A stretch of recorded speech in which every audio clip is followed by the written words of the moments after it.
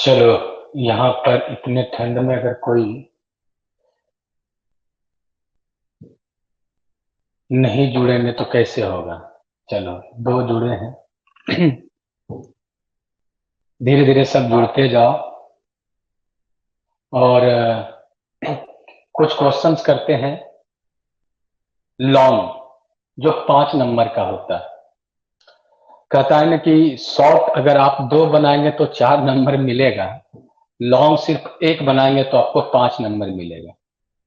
और लॉन्ग की संख्या भी बहुत कम है, मात्र बनाना है कितने आपको, 3। पूछा जाएगा बिहार बोर्ड में कितने, तो 6। तो ऐसा कोशिश करते हैं हम लोग कि आज कम से कम 3-4 क्वेश्चन कर ही लेते हैं, फिर कल करेंगे। हो सकता है कुछ ज्यादा क्वेश्चन भी हो जाए। तो स्टार्ट करते हैं। Okay, good evening to all, जितने बच्चे हैं गुड इवनिंग फिर से अगेन। और चलते हैं लॉन्ग क्वेश्चन की ओर। एक सवाल है, फीमेल रिप्रोडक्टिव स्ट्रक्चर जो है आपको पूछता है, थोड़ा पेचीदा है इसलिए पूछता है ये। कौन? फीमेल रिप्रोडक्टिव स्ट्रक्चर, मादा जनन तंत्र। बहुत आसान है अगर आप प्रैक्टिस किए हैं तो। अगर प्रैक्टिस नहीं किए हैं तो मेरे साथ एक बार कर लें। यह स्ट्रक्चर है जो नोट्स मैं भेजूंगा, लेकिन इसमें भेजने से क्या कोई फायदा नहीं है।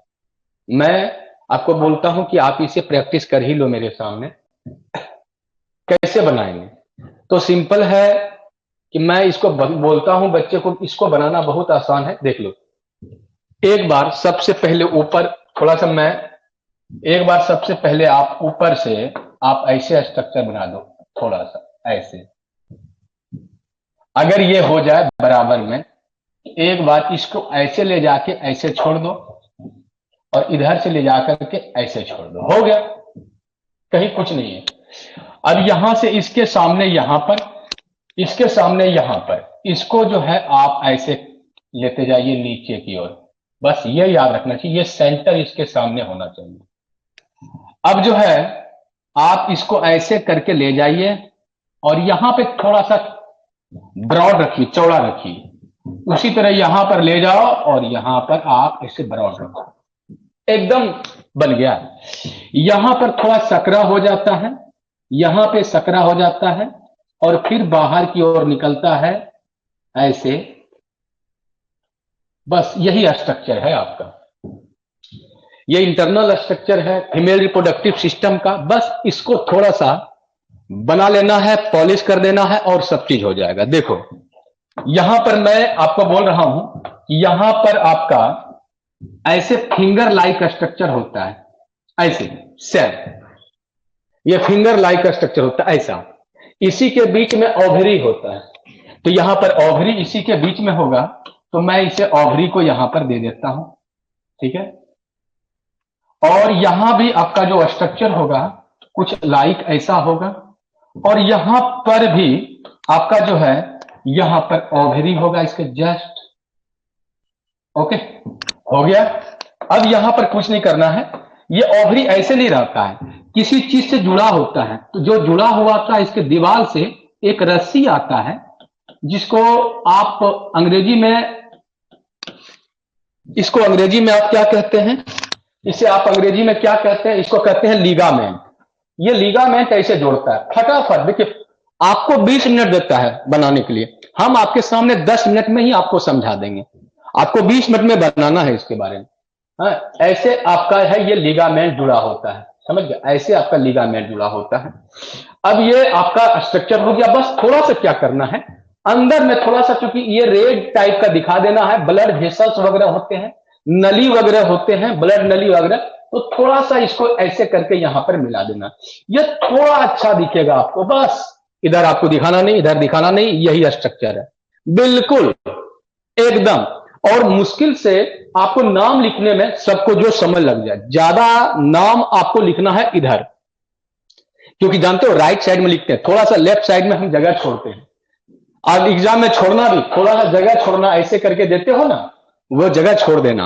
वो जगह छोड़ने से क्या होता है, आपको नंबरिंग वरिंग करने का देता है। और एक सवाल, क्वेश्चन का नंबर जरूर लिखना, जो क्वेश्चन लिखोगे नंबर लिखा, नहीं तो नंबर कट जाता है। अब आ जाओ, यहां पर मैं इसको क्या बोलूंगा, याद करते जाओ बच्चा लोग। ये आपका क्या है, ओवेरी है, अंडाशय, जिसको अंग्रेजी में लिखना है अंग्रेजी में लिखना, और मैक्सिमम इसको अंग्रेजी में ही लोग लिखते हैं, हिंदी में नहीं लिखते हैं। ये आपका क्या है, फिमरी, ये है फिमरी, और फिमरी को फिमरी ही लिखो, ज्यादा फेमस भी है फिमरी, ठीक है।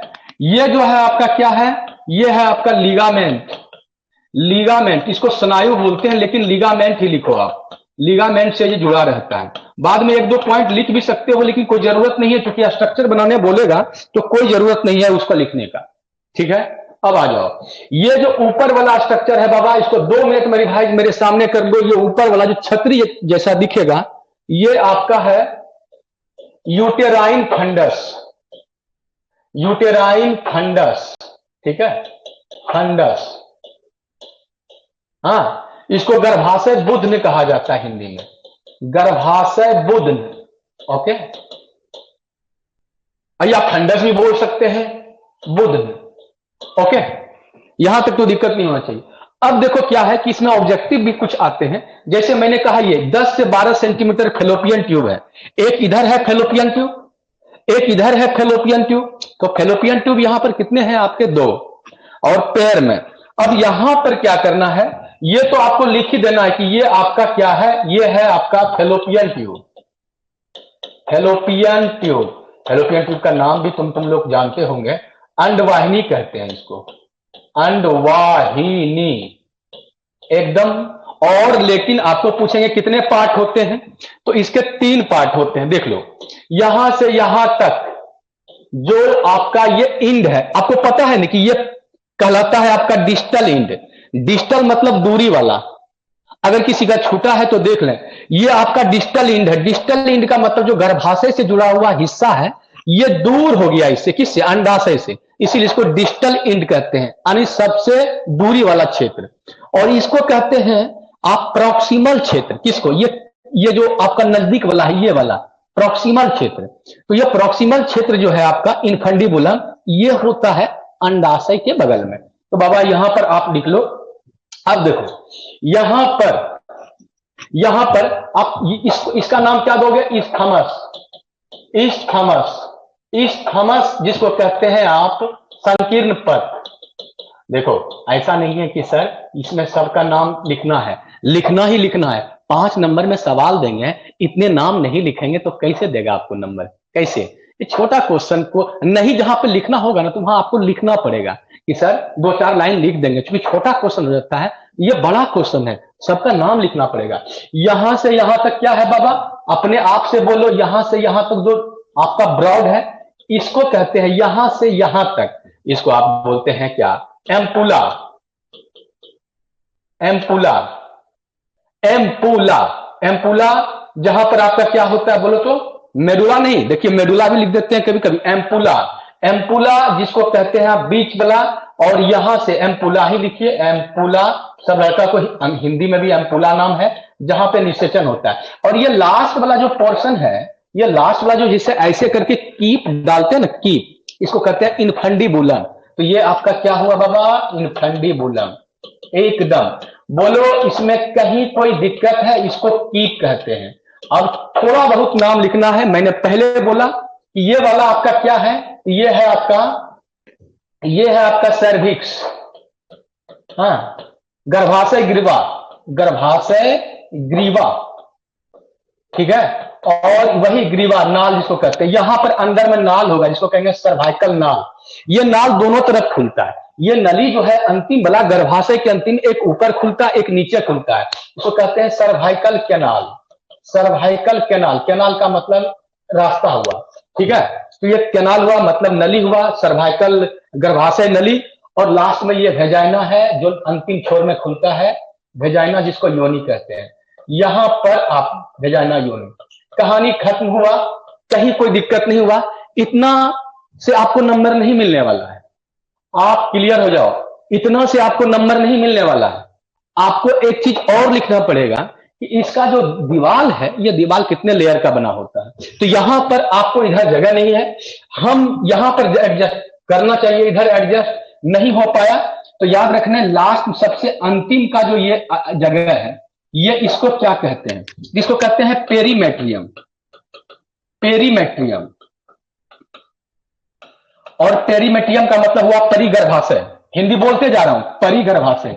ये बीच वाला जो है मसल से बना होता है, बीच वाला, इसको क्या कहते हैं? बोलते हैं इसको कहते हैं मायोमेट्रियम। मायोमेट्रियम। और इसको कहते हैं मध्य गर्भाशय भित्ति। और सबसे अंतिम में जो ये बाहर का दीवार थोड़ा मोटा दिखाया है, पीला वाला, इसको आपको पता है, इसको आप एक नाम देते हैं जिसका नाम है सॉरी, इसको नाम देते हैं, यहां पर मिस्टेक हो गया, बीच वाला तो ठीक लिखे थे, आप लोगों ने कुछ बोला भी नहीं। ऐसे ये वाला है आपका, ये बाहर वाला है आपका, बाहर वाला, एक मिनट, ओके, हाँ, ये बाहर वाला जो है आपका, ये है पेरीमेट्रियम। और अंदर वाला जो आपका ये वाला रेड वाला है, इसको कहते हैं एंडोमेट्रियम। एंडोमेट्रियम। और ये बाहर वाला, ये वाला आपका क्या है? ये है पेरीमेट्रियम। अब सवाल है सर हिंदी लिखना है, तो ये आप लिख सकते हो, तो बहुत अच्छी बात है। अगर हिंदी लिखना हो, पेरीमेट्रियम का होता है परिगर्भाशय, बाहर का। मायोमेट्रियम का मतलब होता है मध्य गर्भाशय भित्ति, बीच का। और एंडोमेट्रियम होता है अंतर्गर्भाशय भित्ति, बस। और ये वाला क्या है? ये वाला जो पूरा का पूरा एरिया है, इस एरिया में जहां पे बच्चे बढ़ते हैं, पलते हैं, इसको आप क्या कहते हो? इसको आप क्या कहते हो? इसको कहते हैं आप यूटेराइन कैविटी। यूटेरस कहते हैं, यूटेरस लिख दो सीधा, गर्भाशय। और शुद्ध लिखोगे यूटेराइन कैविटी लिखोगे, तो ये तुम्हारे से बन पाएगा? हमको ज्यादा समय तो नहीं लगा, लेकिन तुमसे बन जाना चाहिए। और ये फिगर का नाम तुमको लास्ट में लिख देना है। ये क्या है फिगर का नाम? बोलिए तो। इस फिगर का नाम क्या लिखेंगे? Female reproductive structure. ये फिगर का नाम आप जो लिखेंगे, ये फीमेल, ये सॉरी, ये कहां पे है? कोई है पेन? हाँ, ये फिगर का नाम फीमेल रिप्रोडक्टिव स्ट्रक्चर। क्या कोई दिक्कत रहा इसमें? क्या अपने से बन के प्रैक्टिस कर लेना, हो जाना चाहिए। उम्मीद है हो जाना चाहिए, हो जाना चाहिए।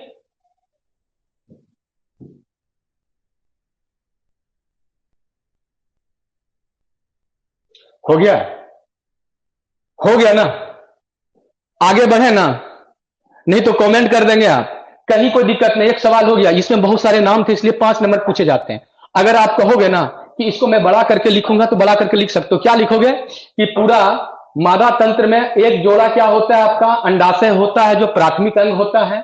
बाकी बात जितने भी अंग हैं सब आपका द्वितीयक अंग है। 2 आपका क्या है? फिलोपियन ट्यूब है। फिलोपियन ट्यूब के 3 हिस्से होते हैं। फिलोपियन ट्यूब क्या होता है? 10 से 12 सेंटीमीटर होते हैं। और ये दीवार कितने लेयर से बने होते हैं? 3 लेयर से।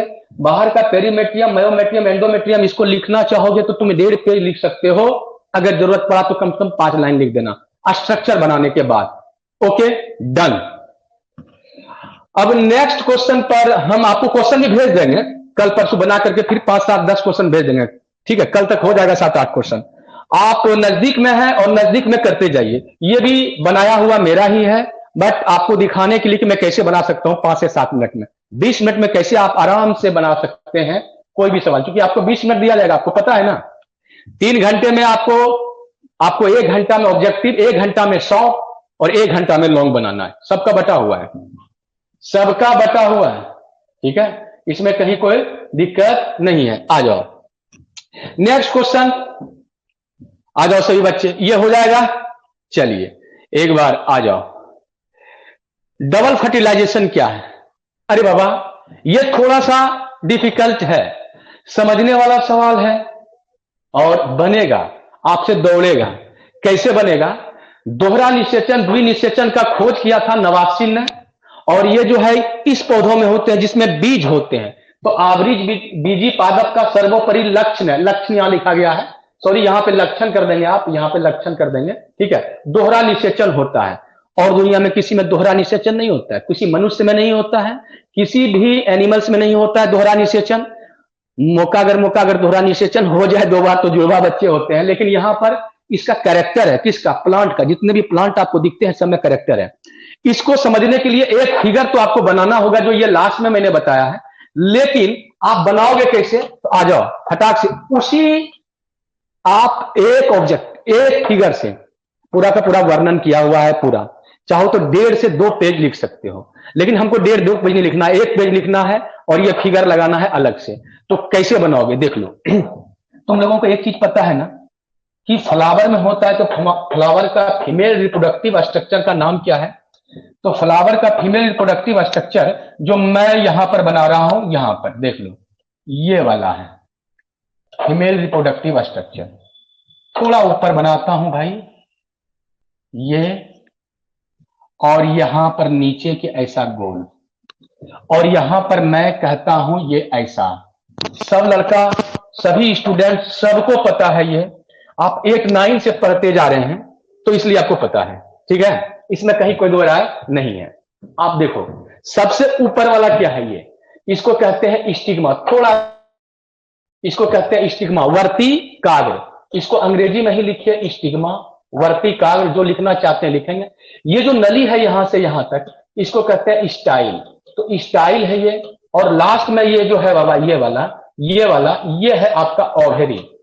और आपको कुछ बताना नहीं है, ये बताने से इंडिकेशन से क्या होगा कि आपको नंबर आपको भरपूर मिलने वाला, और आप लफ्ज भी बना सकते हो। आप इसको अपने बातों में, अपने मतलब सोच में इसको ढाल सकते हो और बना सकते हो, लिख सकते हो। देखो कैसे, सबसे पहले याद है, इसी के जाति का परागकण आएगा, और दूसरे जाति का अगर परागकण आएगा तो इस पर आएगा तो जरूर, लेकिन आगे नहीं बढ़ पाएगा।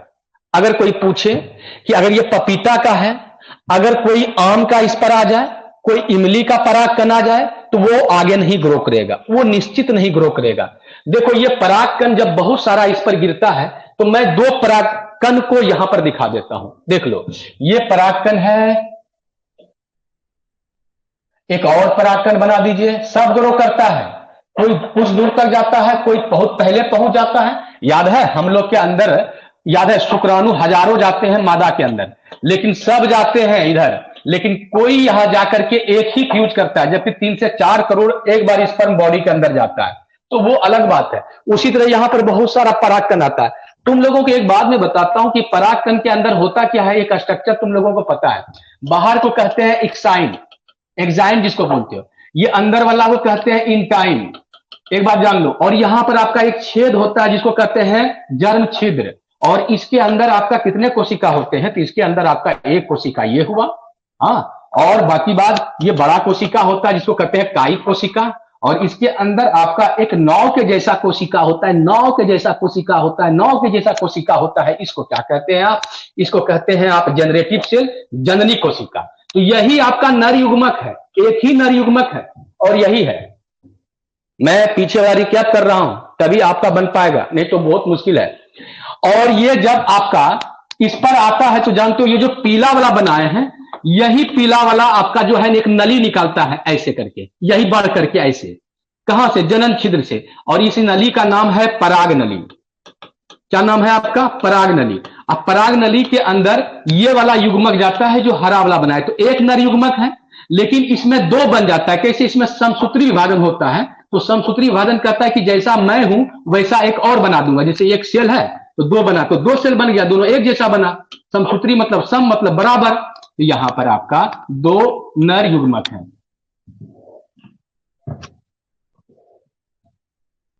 ठीक है,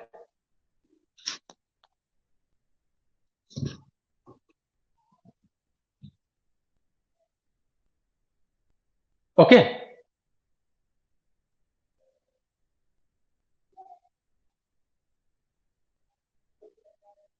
ठीक है, यहां पर तो दिक्कत नहीं होना चाहिए।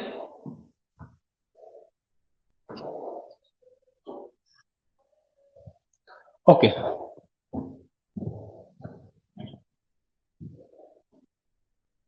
ठीक है। यहां पर आपका क्या है? 2 नर युग्मक आपका निकलेगा। तो इसको आपको मैंने समझाया, इसको हटा दो।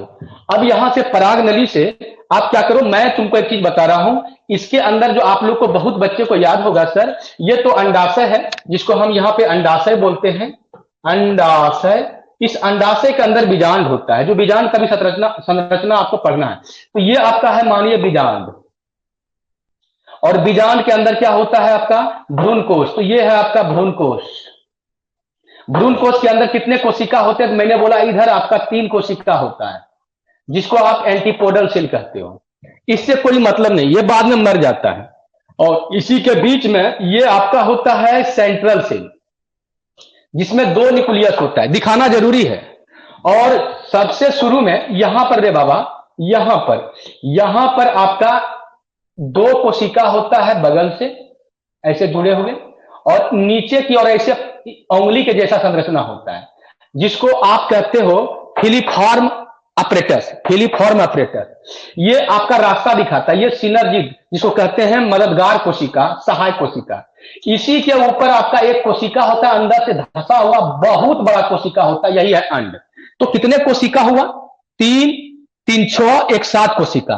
एक कोशिका में 2 केंद्रक है, बाकी बात सब में एक है। यहां 2 है, और यहां पर भी आपका, यहां पर भी है। तो समझिए कि सब में कोशिका में 1 केंद्रक है, इसमें 2 केंद्रक है। यहां तक तो दिक्कत नहीं हो। अब ये जो है ना, एक खो से दिखाओ, सबको नहीं दिखाओ। अब एक से ऐसे नली गया, दूसरे कलर से दिखा देंगे हम, तुम पेंसिल से दिखा देना, यहां हम दूसरे से दिखा देता हूं। हाँ, है देखो, यहां से ऐसे गया और ऐसे करके ऐसे इस रास्ते से गया, ये नली गया जिसका नाम है पराग नली। और ये पराग नली जैसे गया यहां पर, इधर से जाए चाहे इधर से जाए, याद रखना नर युग्मक को कहां पे छोड़ेगा? जस्ट एक के बगल में, अंड के बगल में। और कितने नर युग्मक आपका छोड़ेगा भाई? तो मैंने बोला कि आपका इसके अंदर कितने नर युग्मक थे? 2। पहले तो एक ही आया, बाद में समसूत्री विभाजन हुआ, 2 आ गए। और यहां पर जैसे आया तो 2 नर युग्मक आपका निकला। बस यहीं पर दिखा देना है कि एक को इससे फ्यूज किया, देख लो, और एक को ऐसे कर देना, 2 हो गया। इसको कहते हैं ऊपर ले जाना, इसको बोलते हैं जो इससे फ्यूज किया, इसको कहते हैं त्रिसंलयन। त्रिसंलयन मतलब एक न्यूक्लियस इसके अंदर, 2 न्यूक्लियस इसके अंदर है, 3 न्यूक्लियस बनेगा, ट्रिपलॉइड बनेगा, इसको कहते हैं त्रिसंलयन। इसको कहते हैं ट्रिपल फ्यूजन। और ट्रिपल फ्यूजन होने के बाद यहां पर ये वाला जो मिला, इसको आप कहते हैं क्या? साइनगेमी। इसको सिर्फ कहते हैं संलयन, निषेचन भी कह सकते हैं आप। तो ये दोनों प्रक्रिया एक ही भ्रूण कोश में हुआ, एक साथ हुआ, इसी को कहते हैं क्या? 2 बार निषेचन, द्विनिषेचन। और इस फिगर का नाम आप जितना लिखे हैं अपने से इसको समझा देंगे। क्या आप मेरे लैंग्वेज में पढ़े हुए हैं? क्या एनसीईआरटी के लैंग्वेज में पढ़े हैं? सीधा किसने खोज किया था और क्या क्या होता है? परागकण गिरता है, पराग नली आपका बनता है, पराग नली के द्वारा 2 युग्मक आपका अंदर जाता है। एक युग्मक किसके द्वारा फ्यूज करता है आपका? यह है आपका केंद्रक कोशिका, इसको कहते हैं सेंट्रल सेल, है ना? इसको कहते हैं क्या? केंद्रीय कोशिका। और एक बात और है, ये आपका अंड था, कितना लिखेंगे? एक अंड। और इसको पता है आपको, ये दोनों सहायक कोशिका था, इसको कहते हैं सिनर्जिड सेल। ठीक है, इसको कहते हैं सिनर्जिड सेल। शायद आप लोग को नहीं दिख रहा होगा, सिनर्जिड सेल्स, इसको कहते हैं सहायक कोशिका। अब जो देखने वाला है आपका कॉपी, एक बार में आपको पकड़ लेगा कि सब आपने बता दिया है। और इस फिगर का नाम क्या है? इस फिगर का नाम क्या है? आप कह सकते हैं द्विनिषेचन। इस फिगर का नाम क्या है आपका? द्विनिषेचन।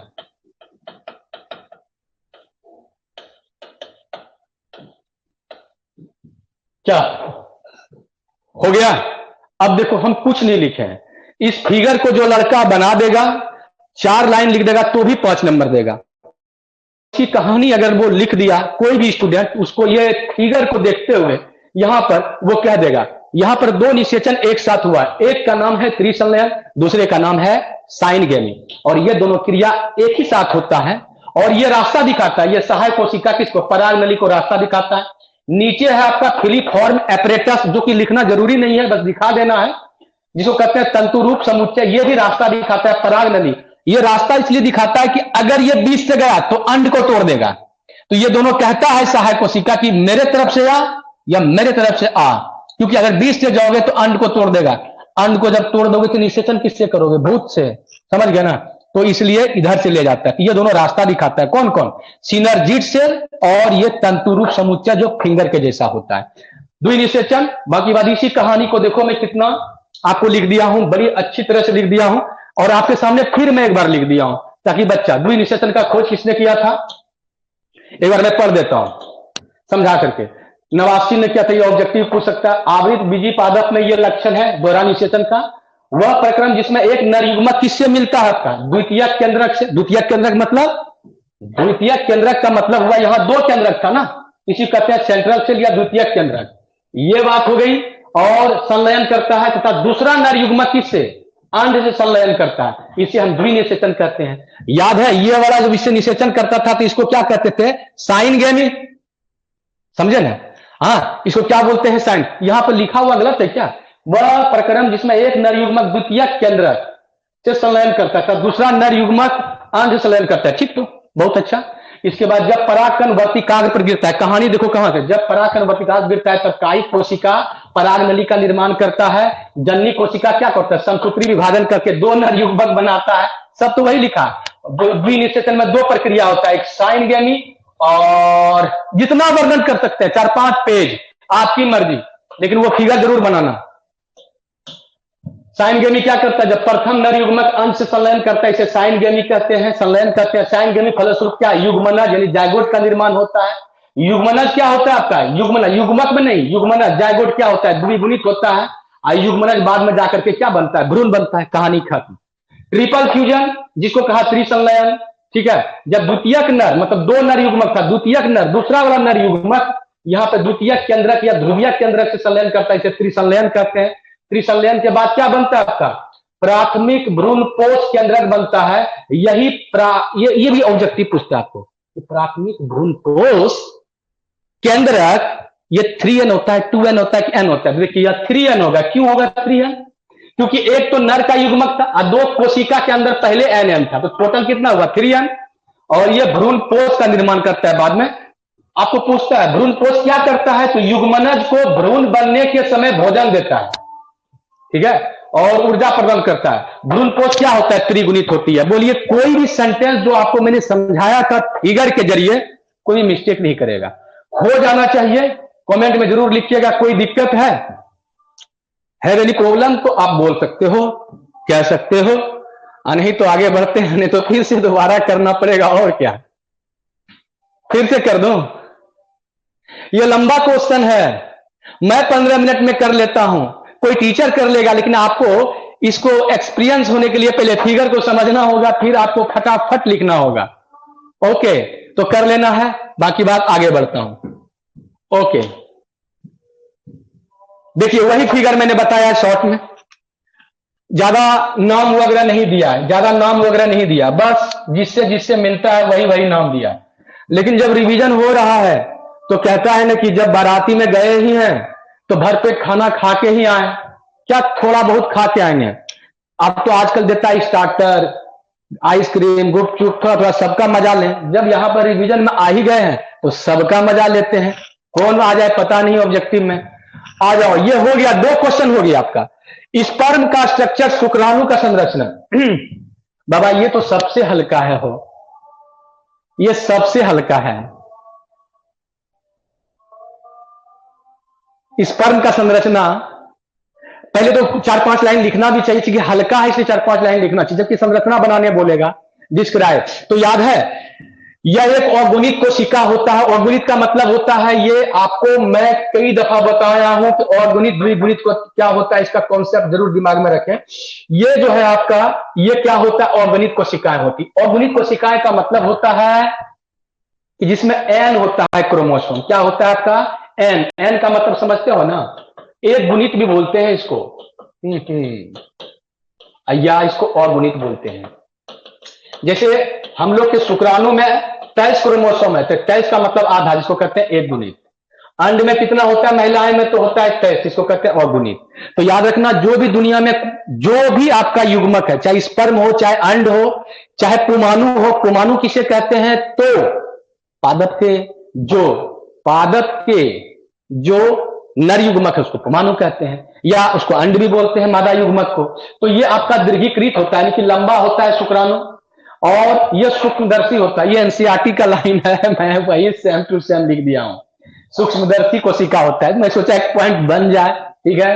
नर में सबसे छोटा कोशिका कौन होता है? शुक्राणु। नर में सबसे छोटा कोशिका कौन होता है? शुक्राणु, याद रखेंगे। और ये मोटाइल होता है, चलनशील। ये 4 लाइन तो निश्चित लिखना है, फिगर बनाना ही तो बनाना है। अब कहता है ये मैथुन जब होता है, एक बार रिलेशन बनता है, एक बार अगर रिलेशन बनता है तो कितने आपका लगभग स्पर्म आता है? तो लगभग 20 से 30 करोड़, यानी कि 200 से 300। तो किसी किसी बुक में मैंने 400 भी लिखा है, 400 मिलियन भी पढ़ा है। तो ये वेरिएट होते रहता है, समझ गए। तो ये 20 से 30 करोड़ स्पर्म रसखलित होता है, जिसमें 60% जो है समान आकार का होता है, तेजी से बढ़ने वाला होता है। 40% को लगता है जैसे बहुत 40% बहुत तेजी से गति करता है, 60% सामान्य रूप से आकार का होता है। इसी तरह शुक्राणु कितने भाग होते हैं? तो 4 भाग होते हैं। मैं बताऊंगा, पहले समझ लो। एक होता है शीर्ष, दूसरा होता है ग्रीवा, फिर होता है मध्यखंड, फिर होता है पूंछ, और यही वाला स्ट्रक्चर है। तो आप कहेंगे सर हम कैसे बना पाएंगे? बड़ा आसान है, और इसी को मैंने ऊपर वर्णन किया है। यहां तक तो आपको लिखना ही लिखना है अपने मन से, एकदम। ओ सॉरी, बहुत दूर चले गए। यहां से यहां तक आपको तो लिखना ही लिखना है।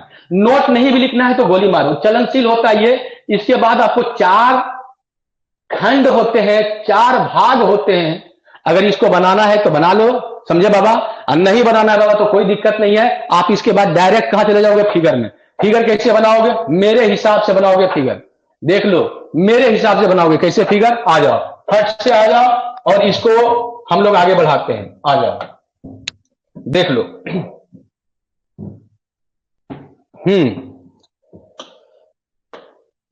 एक बात बोलते हैं, ये सबसे पहले ऊपर का स्ट्रक्चर को आप अंडाकार टाइप का बना लो। बना के नहीं अंडाकार मुझे नहीं पता, देख लेना है। यहां से इसको ऐसे हो गया।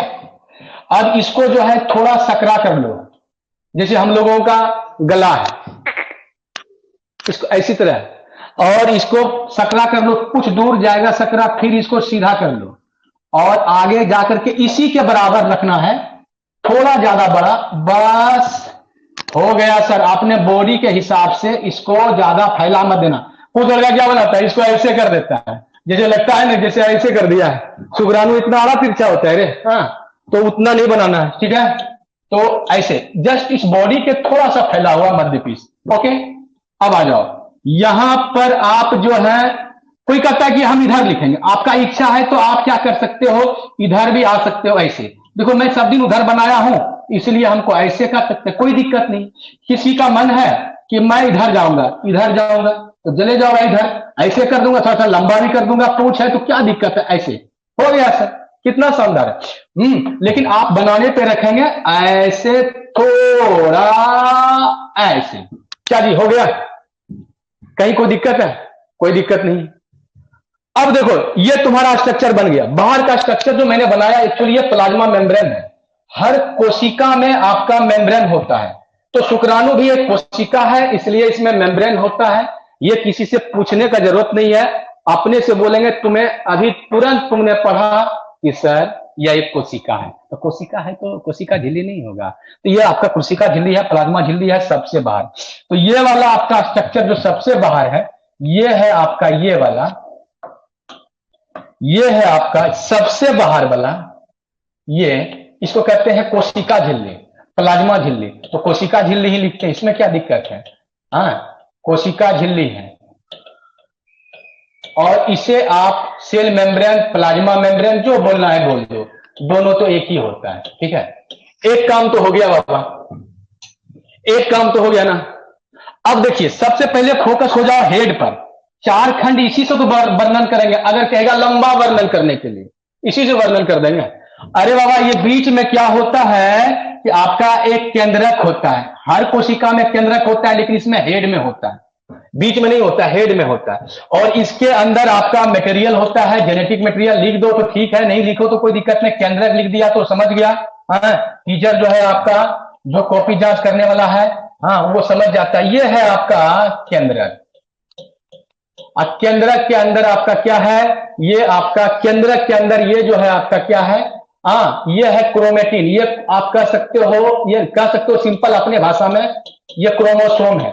बुक में लिखा हुआ है अनुवांशिक पदार्थ। अनुवांशिक पदार्थ क्या हवा में रहता है क्या? लिख दिया मैंने क्रोमोसोम, जो सर को कहना है कर लेगा, समझ जाएगा अनुवांशिक पदार्थ है। अब जो है ना ये केंद्रक और इसके बीच में ये कोशिका द्रव है। अब उतना मत लिखो, उतना नहीं लिखो, बुक में कहीं लिखा नहीं रहता। ये कोशिका द्रव है, ये सब कोशिका द्रव है टोटल। केंद्रक के बाहर जितने भी द्रव होते हैं सब कोशिका द्रव होता है। लेकिन यहां पर मैं बता दूं कि आपके बुक में बुक के जैसा है, ऐसे करके ऐसा निकला हुआ है, ठीक है। हाँ, ये समझिए झिल्ली है, ठीक है। हम निकालेंगे नहीं, इसी के अंदर बना देंगे, क्योंकि आप कितना फिगर को बनाएंगे, ऐसे करके बना देना है हमको, ठीक है। ये आपका ऊपर में कैप के जैसा होता है, हाँ, इसको हम लोग कहते हैं अग्रपिंड, क्योंकि ये केंद्रक का ऊपर रहता है और ये सेल का जो ये आपका शीर्ष है, शीर्ष के सबसे ऊपरी भाग में होता है। इसे आप क्या कहते हो, आप चाहो तो और आगे कर सकते हो, हाँ, इसको ऐसे करके बना सकते हो तो थोड़ा अच्छा लगेगा, जैसे कि मैंने आपको बोला है ऐसे करके। कोई बच्चा अगर ऐसे बनाएगा, इसको झिल्ली को थोड़ा ऐसे बढ़ा देगा, ऐसे कर देगा तो थोड़ा शानदार लगेगा, और इसी को कलर कर देगा, है देखो, इसी को कलर कर देगा, थोड़ा सा अलग ढंग से कलर करते हैं तो शानदार लगेगा, है देखिए ये। तो समझ जाएगा कि ये वाला ऊपर में आपका ये अग्रपिंडक है जो मेम्ब्रेन से ढका हुआ है बाहर की ओर। ये आपको लगेगा कि आपका सांप का थन है, लेकिन इसको कैप कहा जाता है। बोलिए, कोई दिक्कत नहीं है बाबा। और ये वाला जो है आपका बीच में भी दे सकते हैं, कोई दिक्कत नहीं, साधारण होगा तो बीच में दे दीजिएगा। ये वाला आपका क्या है, ये आपका बहुत फेमस है नाम, बच्चा लोग 10th से पढ़ता है कि एक्रोसोम है। इससे कौन एंजाइम छूटता है, तो इससे हाइलुरोनिडेज एंजाइम, लाइसिन एंजाइम, हाँ, लाइसिन एंजाइम तोड़ने वाला एंजाइम है, प्रोटियोलाइटिक एंजाइम, बहुत सारे एंजाइम इससे छूटते हैं जो अंड को भेदने में मदद करता है, अंड को भेदने में मदद करता है, अंड को तोड़ने में मदद करता है। ना ये रहता तो शुक्राणु कुछ नहीं कर पाता, ये नहीं रहता तो शुक्राणु बॉडी में जा करके कुछ नहीं कर पाता, जन्म की क्षमता ही नहीं होती। क्यों नहीं होता इसमें भाई, क्योंकि एक्रोसोम के पास क्षमता है। ये जो अंड है बाहर में, आपको याद है ना कि अंड के द्वितीयक जो आपका वहां युग्मक है, उसके बाहर आपका जोना पेलुसिडा है, जोना पेलुसिडा है, ठीक है। और ये वाला जो आपका है, इसको जोना पेलुसिडा को, फिर है कोरोना रेडिएटा को, सबको तोड़ करके ये इसका एंजाइम जाता है, इसलिए बहुत महत्वपूर्ण है अग्रपिंडक, इसको मत छोड़ियो। आज हो गया। अब ये देखिए, ये वाला हिस्सा को क्या कहते हैं, ऊपर वाला को, यहां तक, इसको कहते हैं हेड। लिख देंगे, छोड़ेंगे नहीं, शीर्ष। इसको क्या बोलते हैं आप, शीर्ष। शीर्ष देख लेना स्पेलिंग हिंदी में। हाँ, ये वाला क्या है बाबा, ये वाला है नेक, जिसको कहते हैं ग्रीवा। और ग्रीवा में एक चीज होता है जो मैं अभी बात करूंगा, और यहां से यहां तक होता है, सजा के लिखना, ये मिडिल पीस, मध्य खंड कहलाता है, जिसको हम लोग मिडल पीस कहते हैं, MDDLE, मिडल पीस, मध्य खंड। यहीं पर तो माइटोकॉन्ड्रिया होता है, स्पाइरली अरेंज होता है। और लास्ट में बाबा यहां से यहां तक की बात करें, क्या होता है आप लोगों को पता है, ये वाला टेल है, टेल मतलब पूंछ। बस हो गया रिवीजन आपका। और ये फिगर का नाम क्या दिया आपने, बोलिए तो, ये फिगर का नाम क्या दिया, हाँ, शुक्राणु का संरचना। और इसी को बढ़ा करके लिखना, शुक्राणु का संरचना। पहले तो 4 लाइन इसके बारे में लिख देना जो ऊपर में लिखा हुआ है। यह एक हैप्लॉइड है, यह एक कोशिका है, यह सूक्ष्मदर्शी होता है, ठीक है। और ये क्या है, चलनशील होता है। ये तो सामान्य, कहीं भी पूछे ना पूछे, शुक्राणु जहां भी बात आए वो लिखना ही लिखना है। और ये नेक है, नेक में आपको मैं बता दूं कि आपने पढ़ा होगा यहां सेंट्रियोल होता है, लेकिन मैं यहां पे सेंट्रियोल 2 तरह का होता है, एक इधर वाला सेंट्रियोल, एक ऊपर वाला सेंट्रियोल। ऊपर वाला सेंट्रियोल वो कहते हैं डिस्टल सेंट्रियोल, और इधर वाला सेंट्रियोल वो कहते हैं प्रॉक्सिमल सेंट्रियोल। ये प्रॉक्सिमल जो सेंट्रियोल है, इसकी कहानी बहुत टंच है। ये आपका एक लंबा ऐसा रस्सी निकालता है, और ये रस्सी जो है आपका 9E+2 का लेकर के सबसे अंतिम छोर तक जाता है, समझ लो, सबसे अंतिम छोर तक जाता है ये एकदम। ये वाला जो है आपका ऐसा नहीं समझिए कि ऐसा है, एकदम अंतिम छोर, झिल्ली को भी पार कर जाता है। ये आपका झिल्ली को ही पार कर जाता है, कि बाहर में समझिए झिल्ली नहीं है, ये जो हरा टाइप का बना है, आपको नहीं वर्णन करना है। ये आपका एक्सोनीम है, और ये आपका सेंट्रियोल है, सीधा लिखो सेंट्रियोल। प्रॉक्सिमल और डिस्टल के आप खेल में मत रहना, आप सेंट्रियोल लिख देना। सेंट्रियोल को हिंदी में सेंट्रियोल ही बोलते हैं, आप लिख देना भाई सेंट्रियोल, ठीक है, सेंट्रियोल। और ये जो है आपका एक्सोनीम है। एक्सोनीम एक तार होता है जो लगभग एक्सोनीम आप जरूर लिखोगे, क्योंकि बुक में नहीं है। बच्चा लोग इसको जिसको लिखेगा मास्टर आपका गौर करेगा आपको। ये 9+2 होता है, यहीं पर लिख देना। 9+2 का मतलब होता है कि चारों ओर 9 ठो बांस रहेगा, अब बीच में 2 ठो बांस रहेगा। बांस नहीं है वो फिलामेंट है, वो तंतु है जो आपका सेंट्रियोल से निकलता है। कौन सेंट्रियोल से? तो प्रॉक्सिमल सेंट्रियोल से निकलता है। और ये इसके चारों ओर सुंदर सुंदर सा माइटोकॉन्ड्रिया ऐसे अरेंजमेंट होता है, एकदम सुंदर सुंदर सा। सुंदर नहीं बना पा रहा हूं, आप सुंदर बना लेना भाई। है ऐसा ऐसा